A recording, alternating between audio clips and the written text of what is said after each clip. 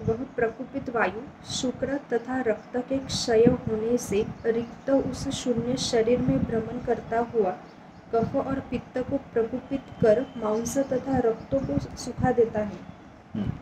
फिर कफ एवं पित्त को बाहर निकाल गिराता है, दोनों पार्श्वों में पीड़ा देता है, अंशों को पीड़ित करता है, कंठ को विकृत करता है, कफ को प्रकुपित कर कफ से शरीर को भर देता है, संधियों को पीडित करता हुआ अंगमर्द, अरुची और अपचन उत्पन्न करता है। कफ आणि पित्ताचं प्रकुपित अवस्था आहे, पण कशामुळे झाली? शुक्र आणि रक्ताच्या क्षयामुळे झाली. शुक्र आणि रक्ताक्षय झाला. शुक्र बल बरोबर आहे, कफाचा संदर्भ आहे, रक्तपित्ताचा संबंध आहे बरोबर. दोन्हीचा क्षय जेव्हा होते, वृक्षतामध्ये रक्त जे स्त्राव सर्वत्र पसरते, जे दूषित रक्त झालेलं आहे, आणि कफ जे आहे बलाच्या स्वरूपात शरीरातून बाहेर पडलेलं आहे शुक्राच्या स्वरूपात. या दोन्ही गोष्टी शरीरामध्ये कफ आणि पित्त याला प्रकुपित करते, आणि कफ आणि पित्त प्रकुपित झाल्यानंतर ते शरीरभर पसरते, आणि ते पसरलेलं पित्त जे आहे आणि कफ आहे हे दौर्बल्य तयार करते, थकवा आणते, कारण उरक्षत पण होत आहे, जीवत रक्त जे आहे शरीरातून बाहेर पडत आहे. पण एक एक करत त्या पुढच्या स्टेप एक एक क्षयाची संप्राप्ती जी आहे ती वाढत असताना होणारी लक्षणं वेगळे असतील, आणि प्रत्यक्ष शेवटच्या क्षणाला ते खूप जास्त असतील तेव्हा ते वृक्षतासारखी लक्षणं दिसत असतील.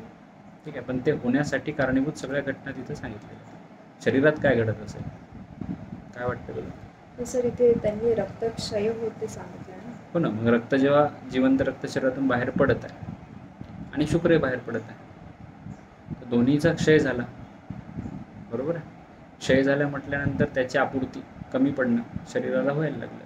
जसं ते कमी पडत आहे तसं दौर्बल्यासारखी लक्षणं दिसायला लागलं, अंगामध्ये तुटल्यासारख्या वेदना दिसायला लागल्या, आणि शरीर थकलेलं असल्यानंतर पुन्हा त्या थकव्यामुळे पुन्हा शरीरामध्ये कफ आणि पित्ताचं प्रकुपित अवस्था वाटते, म्हणून एकमेकांसोबत कफ करत आहे किंवा तीच अवस्था पुढे समोर सरकत आहे. असं आहे, व्हिज्युअलाइज होणार नाही, पण प्रत्यक्ष पेशंटमध्ये हे सगळे लक्षणे दिसतात. जेव्हा पेशंट शुक्रक्षयाचा असतो तेव्हा शुक्रक्षयाच्या पेशंटमध्ये त्याच्यातलं थकवा हे त्या सगळ्या गोष्टी जाणवतात आपल्याला.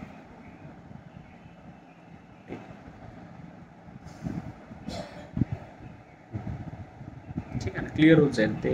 जे पॉईंट काही काही असे असतात ना, जेव्हा पेशंट पाहतो तेव्हा ते क्लिअर होतं. कारण आता आपल्याला दिसत काय की शुक्राचा क्षय होताना आपल्याला दौर्बल्य तर दिसत नाही.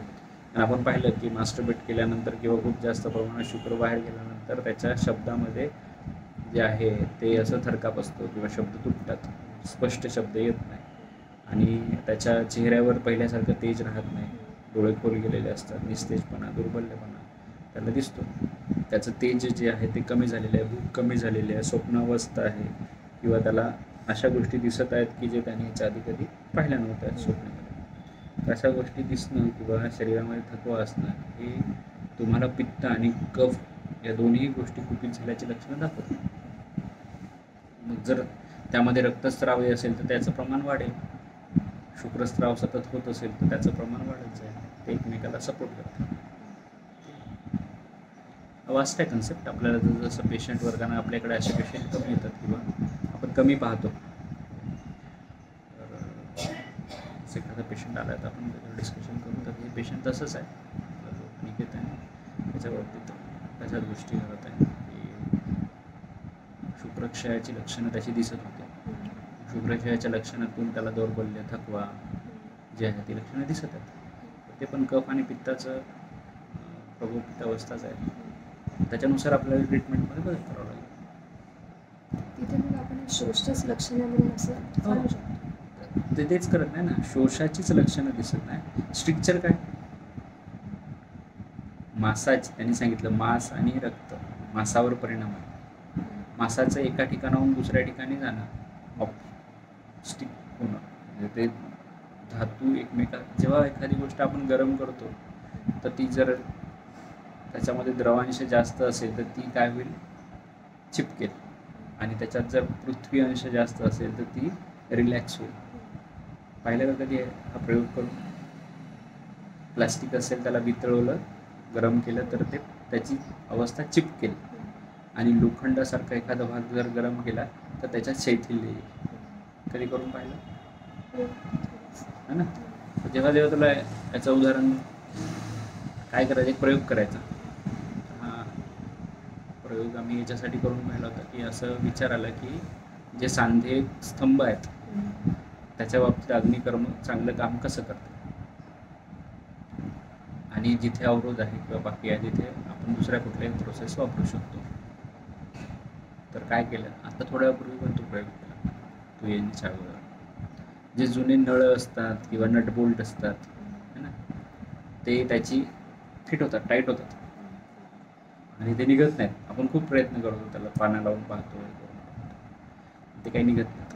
तर त्याला काय करायचं, ऑइलमध्ये बुडवायचं, म्हणजे स्नेहन करायचं. ते उचलायचं आणि अग्नीवर ठेवायचं, तापवायचं त्याला. ते जसं तापलं, ते ऑइल जसं त्याच्यातून आतमध्ये स्प्रेड होईल ते विदिन 2 मिनिटात निघतं. ठीक आहे. म्हणजे काय, अग्नीने काय केलं, तिथले जे ऑइल आणि त्या सगळ्या गोष्टीचा विचार करता तिथला जो स्तंभ आहे तो दूर केला. स्नेहाने स्तंभ दूर केला. कारण स्नेह 2 प्रकारे होऊ शकते. एक वृक्षता येऊन स्तंभ तयार होईल, तर ती वृक्षता स्तंभामधली कशी कमी करायची, तर स्नेह पाहिजे. पण काही ठिकाणी स्नेह चालत नाही, मग तिथं फक्त अग्नी काम करेल, वृक्ष स्नेह है ना. मग जी गोष्ट थोडीशी धातू संघटन किंवा असलेली गोष्ट कशी आहे याच्यानुसार आपल्याला अग्नीचा वापर करता येतो. तर ते नळ 2 मिनिटात ओपन होतं, नटबोल्ट ओपन होतं. जुन्या अडकलेल्या ज्या हे असतात तुमच्या काही वस्तू आपल्याकडे असते, पकड असते किंवा तुमची काय म्हणतात त्याला पेंचीस असते. तर आम्ही काय करतो, ती पहिले असं खोल खाली त्यात ऑइल टाकते, त्या करून पाहतो, आपण काढून पाहतो, नाही निघत. किती प्रयत्न केले तर निघत. जसं तुम्ही त्यात ऑइल टाकता, ते गरम करून टाकता, 2 मिनिटात ती इतकी मोकळी होती जसं की पहिल्यापेक्षा नवीन. त्याची पूर्ण फ्लेक्झिबिलिटी वापस येते. म्हणजे एक कन्सेप्ट क्लिअर झाला की अग्निकर्म किंवा स्नेहन आणि सांधे मोकळे होतात.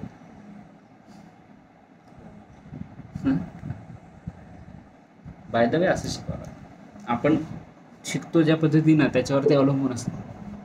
सगळीकडे आपल्याला आयुर्वेदात त्याचे गुण दिसले पाहिजे. मजा तेव्हा आहे की तुम्हाला प्रत्येक गोष्टीत ते गुण दिसतील. पंचमहाभूत सगळीकडे दिसत आहे. अग्नितत्वाचा वापर कुठे केला, जलतत्वाचा वापर कुठे केला, स्नेह कसा आणलं, स्निग्धतेने काय केलं, वृक्षगुणाने काय केलं, झाले ना. बेंचीस अटकली म्हणजे वृक्षगुण तयार झाला. तो वृक्षगुण तुम्हाला दिसला पाहिजे. आता पहिले तुम्ही त्याला रस्ट म्हणा, काय म्हणा ते म्हणत होते. आता आपल्याला ते दिसत नाही रस्ट आहे, आपल्याला दिसते वृक्षता.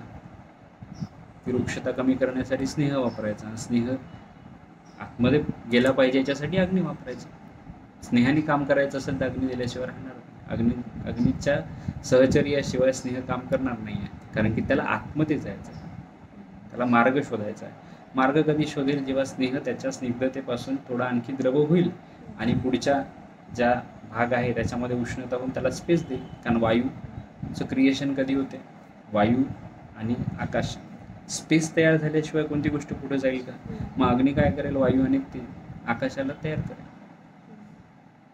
तेव्हा जल आणि पृथ्वी तत्व आतमध्ये जाईल, मग ते मोकळेपण आहे. असं पंचमहाभूताचं बॅलन्सिंग आपण 25मध्ये पण करू शकतो. तुमच्यामुळे मला थोडी सवय लागत नाही सर. आता थोडं कशात बघायचं, अँगल चेंज होतं. काहीतरी करत आहे.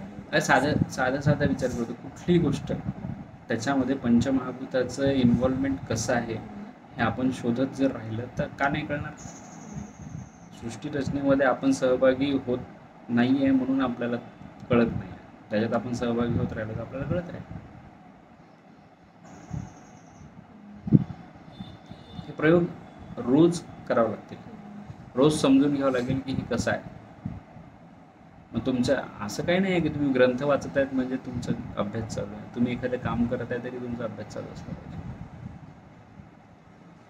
अनुसंधान सतत त्या गोष्टीत राहिलं म्हणजेच अनुसंधान आहे. काही गरज नाही पुस्तकं वाचणारे खोल वावरी जवळ जिकडं जा तिकडं आपलंच असलं पाहिजे. काही पण पहा, पक्ष्यांनी चोच उघडली तरी ती का उघडत आहे याच्यावर जेव्हा तुम्ही पंचमहाभूताचा विचार करू शकले तर समजायचं की तुमचं इन्व्हॉल्वमेंट वाढलं, त्या लेवलपर्यंत पोहोचलं पाहिजे.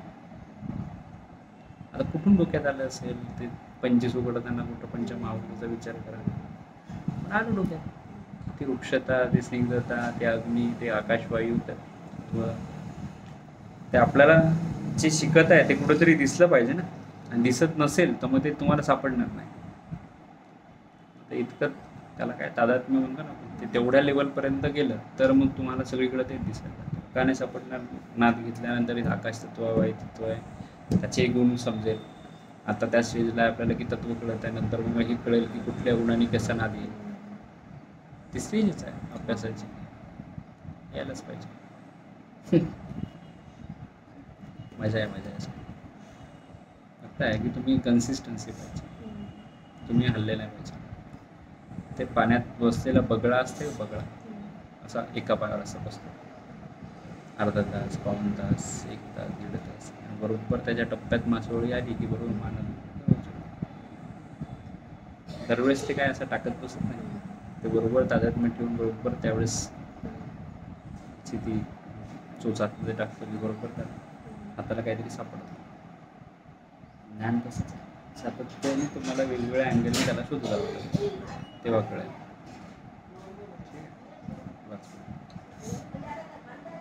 आहार का सर्वस्व शुक्र, शुक्र ही आहार का सर्वश्रेष्ठ परिणाम है, अतः अपने शरीर के वीर्य की रक्षा करनी चाहिए. इसका नाश होने से बहुत से रोग होते हैं या मृत्यु हो जाता है. विषमासन जन्य शोष का निदान और संप्राप्ति. विषमासन को जो शोष का कारण कहा गया है, अब हम उसकी व्याख्या करेंगे.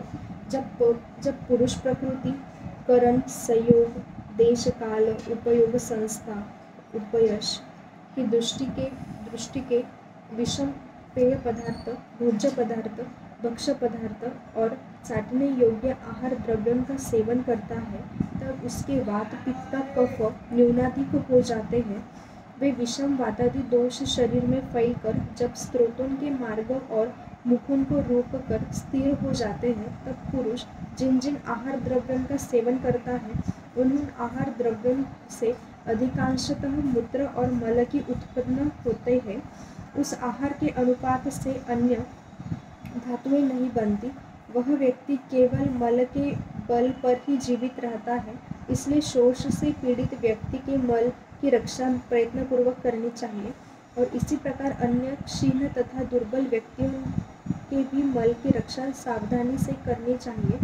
उस पुरुष की क्षीण धातुएं पूर्ण नहीं हो पाती तो विषम आहार से बड़े हुए दोष नाना प्रकार के अनेक उपद्रवों को उत्पन्न कर शरीर और भी सुखा देता है. आता कुठल्या टॉपिकवर माझं डोकं दुसरीकडे गेलं होतं. माझं काय वाचत होतं? हे विषमासन. हां, विषमासन वाचक होतं. विषमासन को जो शोष का कारण कहते हैं, उसकी व्याख्या. जब पुरुष प्रकृति, करण, संयोग, राशि, देश काल, उपयोग, संस्था और उपशय की दृष्टि से विषम पेय पदार्थ, भोज्य पदार्थ और चाटने योग्य आहार द्रव्यों का सेवन करता है, तब उसके वात, पित्त, कफ न्यूनाधिक हो जाते हैं. वे विषम वातादि दोष शरीर में फैलकर जब स्त्रोतों के मार्ग और मुखों को रोककर स्थिर हो जाते हैं, तब पुरुष जिन जिन आहार द्रव्यों का सेवन करता है, उन आहार द्रव्यों से अधिकांशतः मूत्र और मल की उत्पन्न होता है. उस आहार के अनुपात से अन्य धातुएं नहीं बनती. वह व्यक्ति केवल मल के बल पर ही जीवित रहता है. इसलिए शोष से पीड़ित व्यक्ति के मल की रक्षा प्रयत्नपूर्वक करनी चाहिए. इस प्रकार अन्य क्षीण तथा दुर्बल व्यक्तियों के भी मल की रक्षा सावधानी से करनी चाहिए. उस पुरुष की क्षीण धातुएं पूर्ण नहीं हो पाती तो विषम आहार से बड़े हुए दोष नाना प्रकार के अन्य उपद्रवों को उत्पन्न कर शरीर को भी सुखा देता है. खूप मोठा कन्सेप्ट आहे हा. त्याच्यावर विचार करण्यासारखी गोष्ट अशी आहे की मलरक्षण सांगितलेलं आहे. पण आता सुरुवात कशी झाली की जेव्हा कुठलाही व्यक्ती अन्न काय सांगितलेलं, उपादान कारण, राशी, ते वाच एकदा. करण, प्रकृति, करण, संयोग, राशि, देश काल, उपयोग, संस्था और उपयश. हे काय? ते आहार विधी विशेषतांमध्ये. आहार विधी विशेष आहेत. हा कन्सेप्ट जो आहे ना, हा आपल्याला फर्स्ट इयरला वाचताना बरेचदा असं वाटायचं की इतका विचार का केला गेला याच्या गोष्टीचा. म्हणजे एखाद्या व्यक्तीने काय खायला पाहिजे, किती राशीत खायला पाहिजे, किती मात्रेत खायला पाहिजे, कुठल्या देशात आहे त्यांनी कसं खायला पाहिजे, ठीक आहे. त्याच्यानंतर ते कसं बनवायला पाहिजे, संयोग कसा असला पाहिजे, या सगळ्या गोष्टीचा विचार केला. 8 आहेत ना ते. हो 8 आहे. त्या 8 प्रकारच्या वेगवेगळ्या दृष्टिकोनातून अन्न जे आहे जे शरीरात गेलं पाहिजे नियमावलीचं पालन करत, तर जे आहे शरीर धारणेचं काम चांगलं होईल. नाहीतर काय होईल याचं त्यांनी सरळ सरळ निर्देश केलेला आहे की जर तुम्ही असं करत नसाल तर काय होईल, तर फक्त मळ आणि मूत्र यांचं प्रमाण शरीरात वाढेल. 2 मिनिटं बस. त्याचं प्रमाण वाढेल आणि त्याच्यावर आधारित शरीराचं पोषण होईल. आणि होणार काय नाही तर रसरक्तादी धातूचं पोषण होणार नाही. आणि फक्त जिवंतपणा कशासाठी राहील तर मळावर आधारित जिवंतपणा राहील, मूत्रावर आधारित जिवंतपणा राहील. म्हणून त्याचं रक्षण करायला सांगितलेलं. मग आताच्या सध्याच्या कंडिशनला सगळेच असं वागत. सगळ्याच आजाराच्या बाबतीत मलाचं रक्षण करायला